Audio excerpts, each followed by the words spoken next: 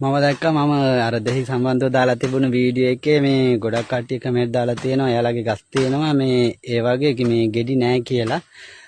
මම අත්දැකීමෙන් මම ඉගෙන ගත්ත දේවල් ටිකක් මම ඒ සම්බන්ධව ඔයාලට කියලා දෙන්න හදන්නේ.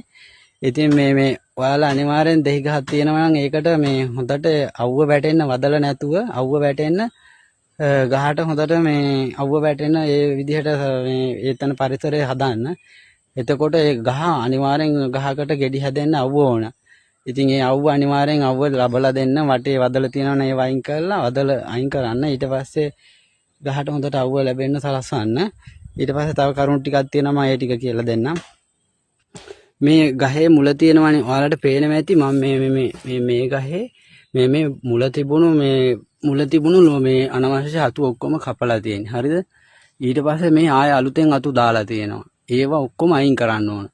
සාමාන්‍යයෙන් ගහේ පොළවේ මට්ටමේ ඉඳලා අඩි 4ක් විතර උඩට යනකල් මේ අනවශ්‍ය අතු අයින් කරන්න.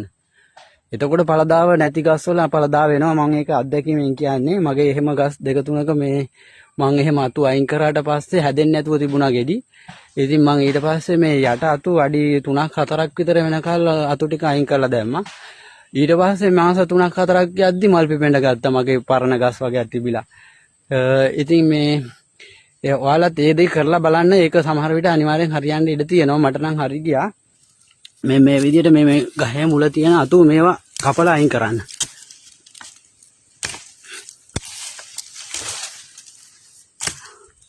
මේවා ඕනේ නැහැ. මේවා තිබ්බොත් මේ ගෙඩි හැදෙන්නේ නැහැ ඇත්තටම. මේ අතු ටික කපලා දාන්න.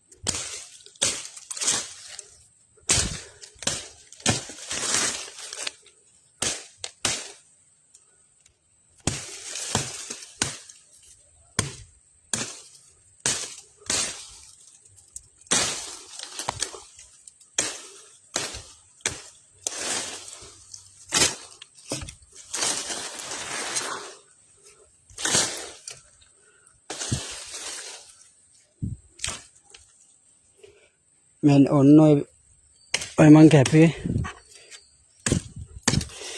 ඔන්න මේ ක්‍රමයේ වල කරලා බලන්න. මේ ක්‍රමයේ සායන සාර්ථකයි. මේ විදිහට ගහ මුලට හොඳට අවුව වැටෙන්න.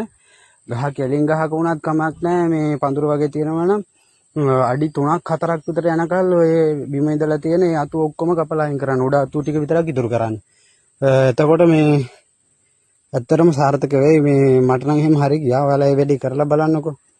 මේ ගෙඩි නෑ ගෙඩි හැදෙන්නේ නැති ගස් වලට මගේ මේ මෙතනත් ගහක් තියෙනවා. මේකෙත් ඇත්තටම ගෙඩි තිබුණේ නෑ. දැන් මම දැක්කා පොඩි මල් හැදිලා තියෙනවා. මම මේ යට ටික මේ ඔයාලට පේනවා ඇති මේ යට අතු කපලා තියෙන්නේ. මේකත් කපලා දාන්න ඕන. වැඩක් නෑ. අංකුවනේ මේකෙත් ගෙඩි හැදෙන්නේ නැතුව තිබ්බේ. දැන් මේකට තියෙනවා දැක්කන්නේ. ඔය මේ චූටි ගැට දැන් හැදිලා දැක්කන්නේ. මේකේ මේ වෙනකල් ගෙඩි හැදුන්නේ නැහැ. මම ඊට පස්සේ මේකේ මේ අඩි 4ක් විතර යනකල් උඩට මේ යට අතු ඔක්කොම කපලා මේ අවුව හොඳට වැටෙන්න සලස්සුවා. දැන් ඊට පස්සේ ගෙඩි අල්ලලා ඉන්නේ දැන් ගහේ.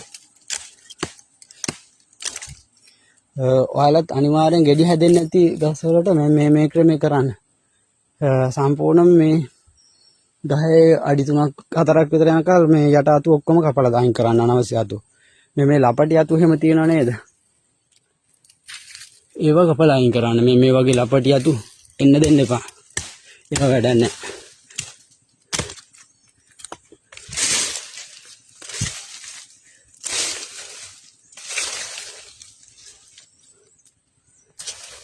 ඒවා අයින් කරන්න. මේ දෙක නෙමෙයි. ඊට පස්සේ පාත මේ ගෙඩි. මේක ඇත්තටම හැදුන්නේ නැහැ. මේ මල් හැදිලා දැන් සෑහෙන්න හැදිලා තියෙන. ඒකේ පොඩි ගැට තියෙනවා ගොඩක්. ඔයාලා මේක කරලා බලන්න. අර ගහේ හැම අත්තකම තියෙනවා දැන් ඊට පස්සේ ගෙඩි. ඔයාලා මේ වැඩේ කරන්න. මේක සුපිරි වැඩක්. මේ බලන්න කරලා.